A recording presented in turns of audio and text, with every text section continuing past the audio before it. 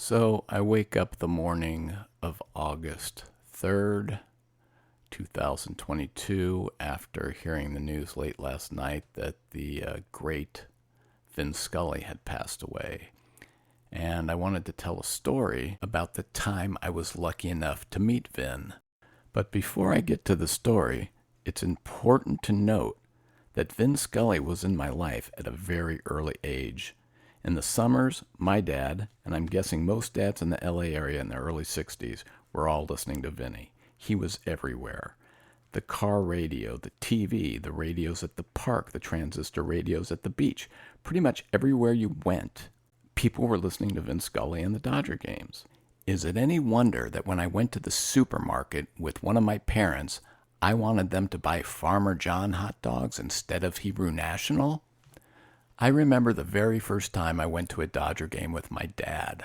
It was probably in 1964 or 1965, somewhere in there, and the Dodgers were playing the Mets. We went with one of my dad's business associates and his son, and they were Mets fans. And I remember walking into the stadium and just being blown away at how wonderful it looked, how big it was.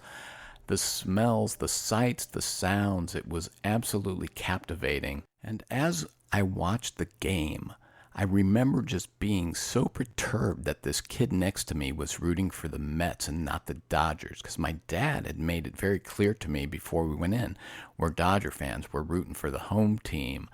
And this kid drove me crazy. And of course, the Dodgers did lose that game 3-1, but I did not let that dampen my spirits. I became a lifelong Dodger fan and still am to this day. And I've lived through many great moments, many sad moments, but most of the time, Vin Scully was there through them all. And I remember at that game, my dad pointing up to the press box and saying, "That's Vin Scully. That's where he sits and that's where he talks." And of course, you could hear everybody's radios and you could hear Vin Scully talking and calling the game. And it was just magical. It was a night I'll never forget. Okay, so let's get back to the story and how I got to meet Vin Scully. So the year was 1986, and I was newly married. I was living in Brentwood, and I was working for a company called Warehouse Entertainment. Anybody that grew up in Southern California knew the Warehouse. Warehouse Entertainment had about 126 stores, and we were a music retailer. That's how we started, but of course, we got into the video rental market, and when CDs started coming out, we were also, jumping into the CD market. I had just been promoted from a small store in Marina del Rey to a really nice store in Santa Monica on Wilshire Boulevard. As you can imagine, being in the heart of Los Angeles, this place was hopping. On Friday and Saturday nights, my store was one of the premier video rental places to go to. And it wasn't unusual to see a celebrity come in to the store. To name a few, Sally Fields, Harold Ramis, John Candy, John Lithgow, and George Carlin. And they were all regular customers.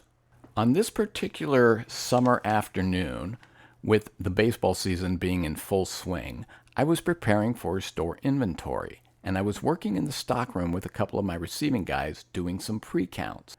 My assistant manager, Ray, was handling all of the activity out on the sales floor. So we're back there working, and Ray buzzes me on the phone and says, "Hey, Jeff, do you want to come up and handle this exchange?" And my first thought was, "Dude, I'm so busy. Why don't you handle it?" And that's pretty much what I said to him. And then he says in a whispered voice, "It's Vin Scully."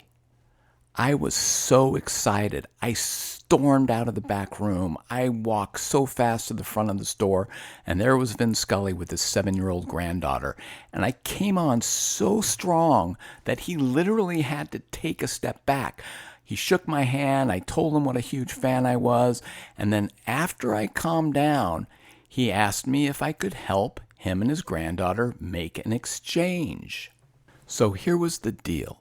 His granddaughter had gotten Madonna's True Blue CD for a birthday present, and Vin Scully explained to me that he did not think the song Papa Don't Preach was appropriate for his 7-year-old granddaughter. So I said, "No problem. please feel free to switch out that CD for any other CD you want, and I will be happy to take care of that for you. So him and his granddaughter looked around the store. I think she had a pretty good idea what she wanted. And then once he found the CD that she wanted, we walked up to the cash register and I handled the transaction for him. And right before he was ready to leave, he said thank you. And he looked down at my name badge and he said, "Well, Jeff, I guess you could say we hit a grand slam." And he shook my hand again and they left. Now, I can't say for sure, but I'm pretty sure that Vin Scully knew how much that meant to me. The second they were gone, I ran to the back room and I was on the phone with my dad telling him how I had just met Vin Scully, and he was just as excited as I was.